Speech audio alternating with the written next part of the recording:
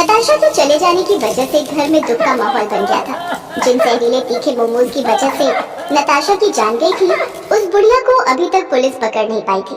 ऐसे ही एक शाम मुकुल नताशा की तस्वीर पकड़कर रो रहा था। तभी वहाँ उसकी बहन रजनी आती है। मैं जानती हूँ भैया, आप नताशा को बहुत प्यार करते थे, लेकिन भैया अगर आप ऐसे हार मानोगे तो फिर हम उस बूढ़ी अम्मा को आखिर कैसे पकड़ पाएंगे जिसने हमारी नताशा को जहर दिया था। हमें उसका पता लगाना ही होगा और उसे उसके किए की सजा भी दिलानी ही होगी।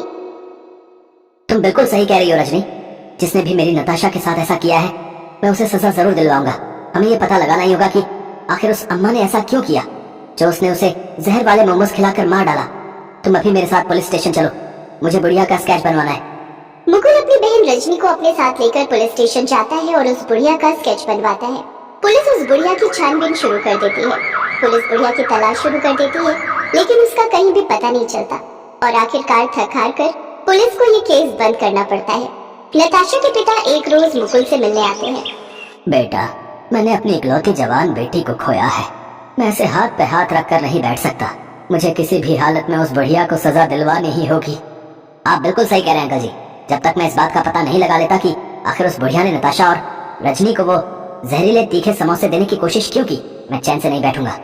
ऐसे ही कुछ दिन बीत जाते हैं। फिर एक रोज मुकुल जब मीटिंग के लिए शहर से बाहर जा रहा था, तो रेलवे स्टेशन पर उसकी नजर एक बूढ़ी अम्मा पर जाती है जो कि मोमोज बेच रही थी।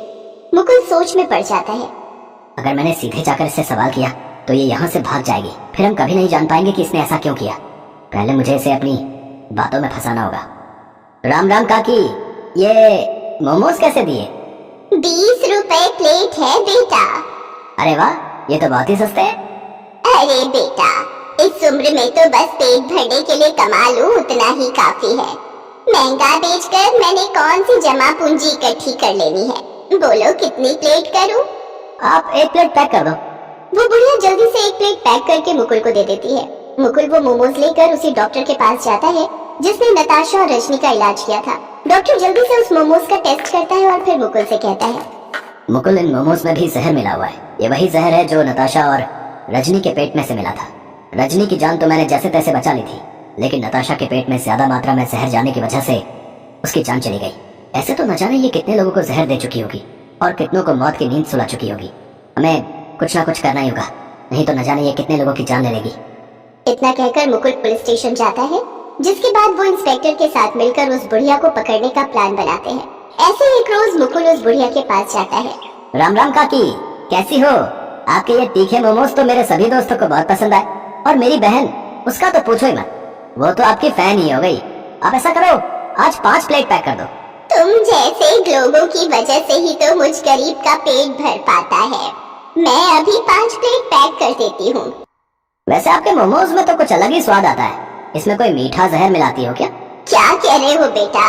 भला मैं क्यों मीठा जहर मिलाऊंगी? मेरे कहने का मतलब है कि प्यार वाला जहर मिलाती हो क्या इसमें? तभी तो आपके मोमोज जो खाता है वो बार बार यहाँ जरूर आता है। ये लो बेटा, ये तुम्हारे तीखे मोमोज तैयार हो गए। अब तुम यहाँ आते रहना। ऐसे ही वक्त गुजरता जाता है। धीरे धीरे मुकुल ऐसे ही उस बुढ़िया का भरोसा जीत लेता है। फिर एक रोज वो उस बुढ़िया से कहता है, अम्मा, तुम्हारे मोमोज की रेसिपी मुझे भी बताओ ना, ताकि मैं भी ऐसे मोमोज बना सकूं। ऐसा करो, आप मेरे साथ मेरे घर चलो और मुझे भी ये बनाना सिखाओ। नहीं नहीं बेटा, मैं तुम्हारे साथ नहीं चल सकती। तुम्हारा भी परिवार है, वो सब क्या सोचेंगे किस बुढ़ी मुसीबत को ले आया। काकी, मैंने सबसे बात कर ली है, किसी को भी कोई आपत्ति नहीं है। इसके बाद मुकुल उसे अपने घर लेकर जाता है, जहाँ पहले से पुलिस, डॉक्टर, नताशा के पिता और रजनी मौजूद होते हैं। काकी, आपने मुझे पहचाना? याद आया कौन हूँ मैं? नहीं बेटा, अब नजर कमजोर हो गई है तो पहचान पाना मुश्किल है। इस लड़की को तो अच्छे से पहचानती होंगी ना? हाँ, ये लड़की तो आती थी मेरे पास, लेकिन आखिर आप लोग ऐसे शक भरी निगाह से क्यों देख रहे हो मुझे? क्योंकि काकी, अब हम सब जानते हैं कि आप अपने मोमोज में जहर मिलाती हो और आपकी वजह से ही मेरी दोस्त नताशा की जान चली गई और आज ही पुलिस आपको पकड़ने के लिए ही यहाँ आई है। अम्मा, आपके लिए बेहतर यही होगा कि आप अपना सच कबूल कर लो।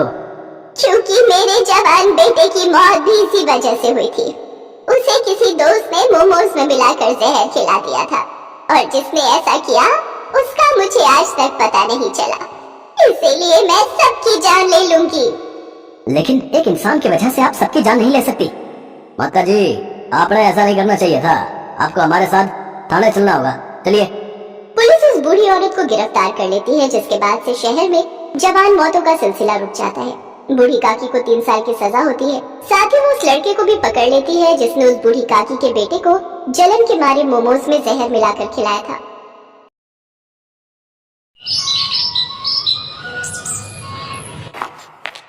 क्या हुआ मधु, बड़ी परेशान नजर आ रही है। क्या बताऊं माँ जी, आज भी मेरी चाट नहीं बिकी। बहू, चाट का काम तो जब मेरा बेटा गया था ना, तभी खत्म हो गया था। तुझे तो मैंने पहले ही कहा था कोई और काम कर ले, लेकिन तू माने तब ना। माँ जी आप चिंता मत कीजिए, आज नहीं तो कल मेरी चाट जरूर बिकेगी। बहू, मुझे अपनी चिंता नहीं है, लेकिन मेरे मरे हुए बेटे के बच्चों को मैं अपनी आंखों के सामने भूख से तड़पता हुआ नहीं देख सकती। माँ जी, ऊपर वाले पर भरोसा रखिए, आज नहीं तो कल हमारा काम पहले जैसा जरूर चलेगा। आज भले ही मैं खाली हाथ आई हूँ, लेकिन कल जरूर पैसे लेकर लौटूंगी। मधु का पति गिरीश चाट का ठेला लगाता था। उसकी चाट खाने के लिए दूर दूर से लोग आते थे, मगर कुछ दिन पहले एक बीमारी के कारण गिरीश की मौत हो गई और घर खर्च चलाने के लिए उसकी पत्नी ने उसका ठेला संभाला।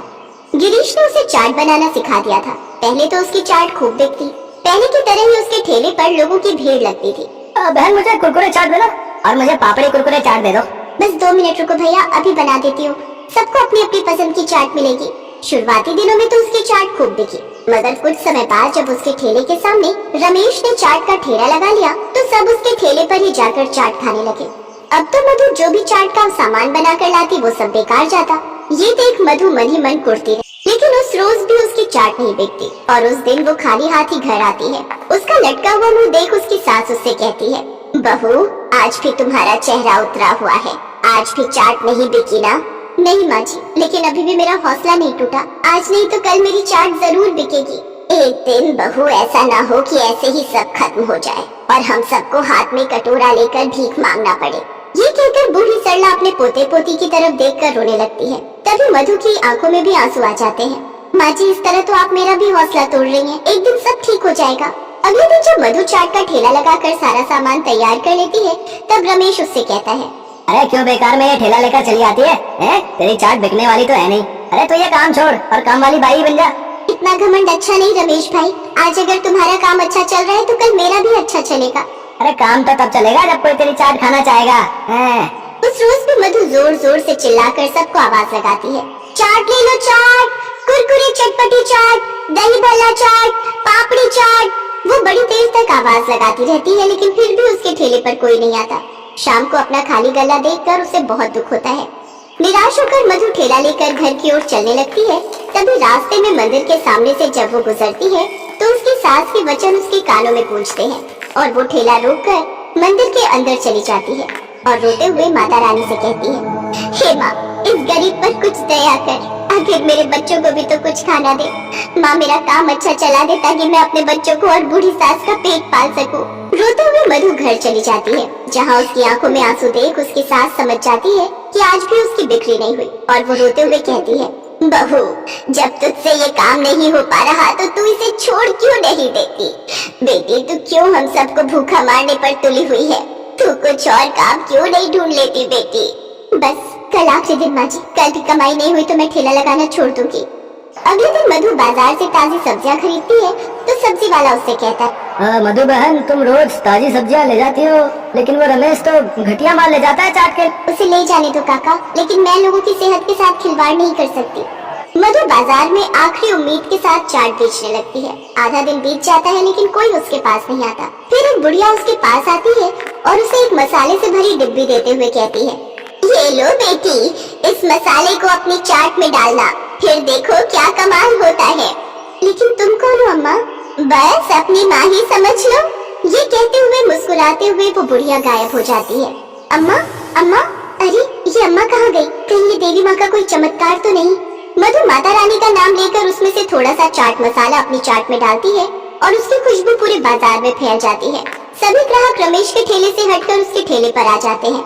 अरे भाई, बड़ी अच्छी खुशबू आ रही है। सुनिए, जल्दी से मेरे लिए 2 प्लेट लगा दीजिए। और मेरे लिए भी। लोगों की बढ़ती भीड़ के कारण सिर्फ 3 घंटे में ही उसकी सारी चाट बिक जाती है और उसका सारा गल्ला नोटों से भर जाता है।